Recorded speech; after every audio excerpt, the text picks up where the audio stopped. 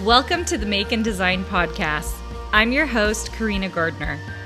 On this podcast, we're unraveling the everyday joys and dilemmas of design, making, and business.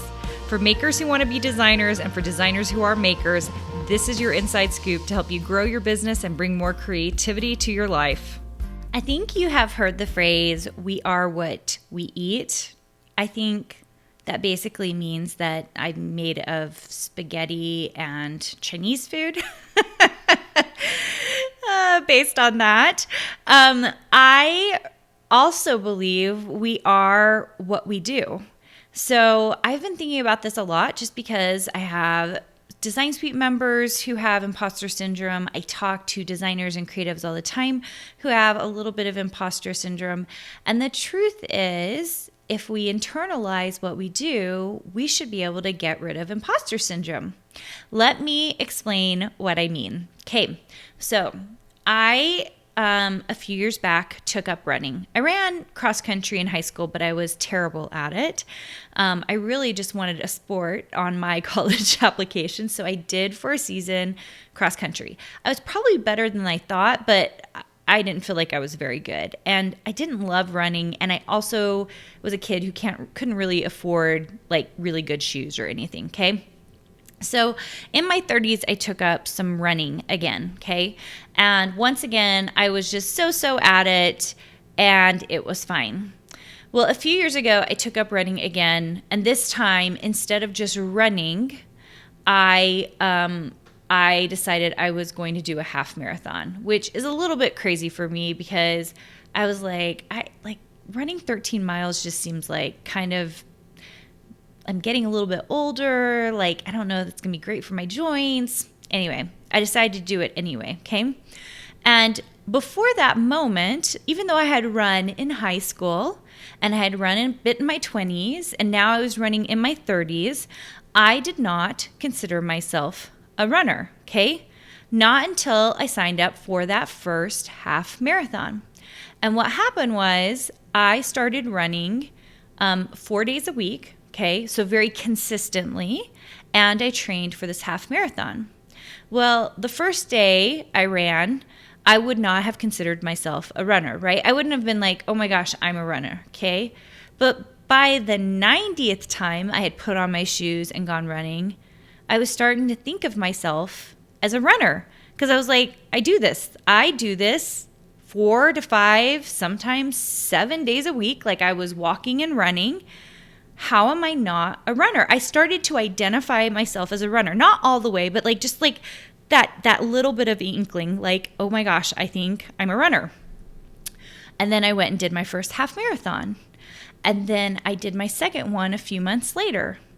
And for the first time ever, I identified, like my identity was one with the idea that I was a runner. Why? Because I had ran a couple of half marathons, because I ran a few times a week. Now, granted, you guys, I am not a fast runner. I am a very slow, consistent runner. That's what you'll get from me. And I was okay with that because for me, the most important part was that I was getting exercise and I was getting healthy, right? And I think this story absolutely pertains to people who are either becoming makers, crafters, or designers. When you do something every day, okay, or artists, that's another one. When you do something every day, slowly and surely, you start to identify yourself as whatever it is you're doing, right? If you are cutting and crafting on your silhouette machine every day, then you are going to think of yourself as a crafter, right? Or a paper designer or a paper crafter, right? There's going to be some identity there that you're going to attach to. If you sew every day or sew 3 times a week and you're making beautiful quilts and every Christmas you're handing out quilts to all of your grandchildren or your children, how do you identify? You identify as a quilter, right? You know, someone who's actually sewing the stuff and giving it away. So for designers, especially new designers, it's hard to identify as a designer. Why? Because you haven't been doing it long enough. That's the only reason why, you guys. So the more you design, the more often you design, guess what's going to happen? You're going to slowly and surely start to identify as a designer, okay? And I think this is really the best way to offset imposter syndrome. I think new designers kind of feel like, well, I don't design that much. I don't do that much. I haven't sold anything. Yeah, so you're not going to feel 100% like a designer. But if you're in some online shops and you start selling some stuff, maybe you get a manufacturer deal, maybe you get a fabric deal, how are you going to identify? As a designer, right?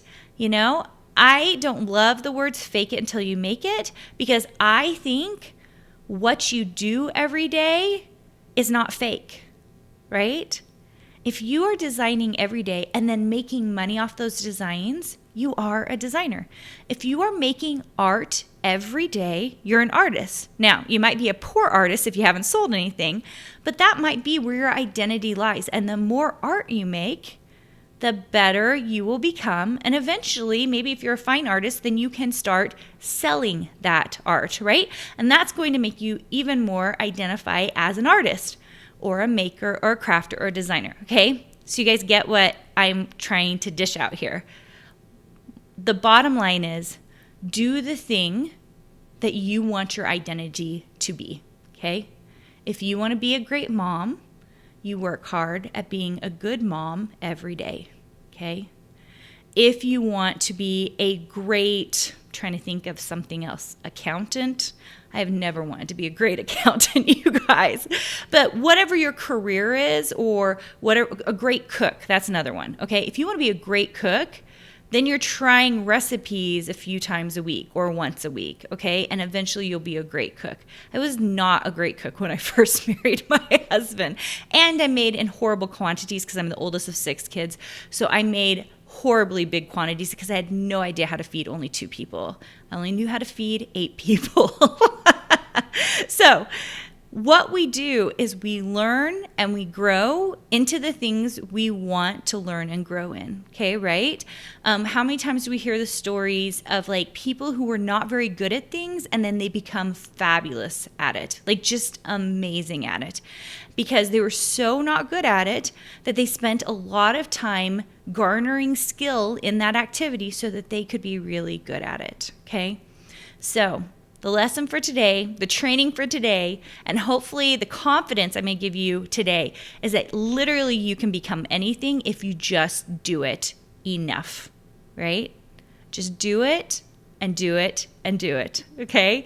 And eventually you will make it to the point where your identity can't be separated from the thing that you're doing.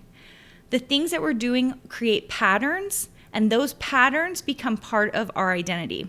I was just thinking of another thing. Okay, so I am someone who used to be kind of a night owl. Not on purpose, but because my husband's a night owl, and I wanted to spend time with him, so I'd stay up late and I would work late.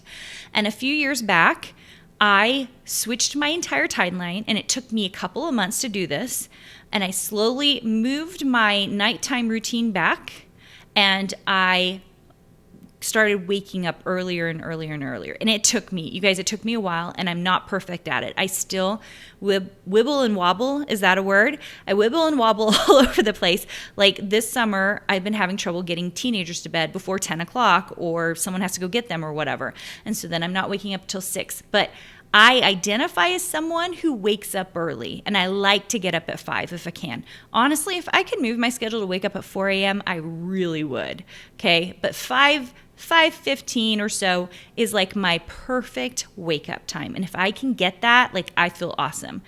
And the crazy thing is 6 feels like a late wake up now, which is what I've been doing the last couple of weeks this summer. And I wish I would move back up to 5. I got up to 5 at 5 today. But I identify as someone who wakes up early to work, okay? But it's only because I've been doing it for a couple of years now, right? And I'll get off beat. In fact, during COVID, like I went through a period at the beginning of COVID in March of 2020 where I was waking up at 5 every day. And then like something happened. My schedule got really bumped. Everything got messed up. And I reverted back. I totally reverted back for a couple of months. And then I had to slowly but surely shift my schedule forward. Now, would I do this if this is something destructive? No.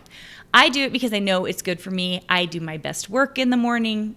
it's very, very clear that I enjoy it. And I love that alone time first thing in the morning. It energizes me. You guys would not believe it, but I am actually an introvert.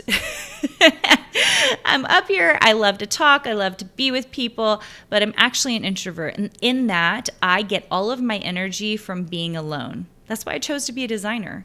I like designing by myself, alone. That's where I get all of my energy. Okay.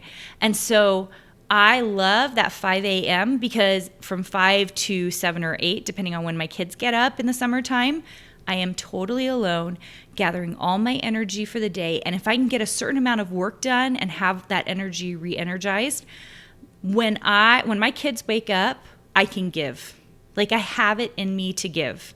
And I am grateful for that because I need that. I need the ability because that makes me a better mom, right? So you have to know yourself, and you also have to build the patterns that will make you successful. And for me, it's identifying as an early morning waker-upper. That's what gets me going, okay? And it's hard because there are lots of times I want to stay up late and I want to hang out. And sometimes I do, and then I dearly pay for it, okay? And that's okay. It happens once in a while. You have to be flexible with yourself, okay? All right, I hope this was helpful for you. If you want to learn more about me, you can go check me out at carinagardner.com. I also want to encourage you to leave me a review. We're still in the first month of this podcast. It's been so fun. I'm really enjoying it. I love being with you and hopefully bringing joy to your life, and that you're getting a little bit of creativity and excitement and doing all the wonderful things. So if you want to leave me a review, please do so. It really helps me. It helps this podcast so it gets in front of the ears of lots of people. And I will talk to you soon. Hey, did you know that you can visit me at makeanddesign.com to learn more about this podcast and join my VIP group for weekly freebies? I can't wait to see you there.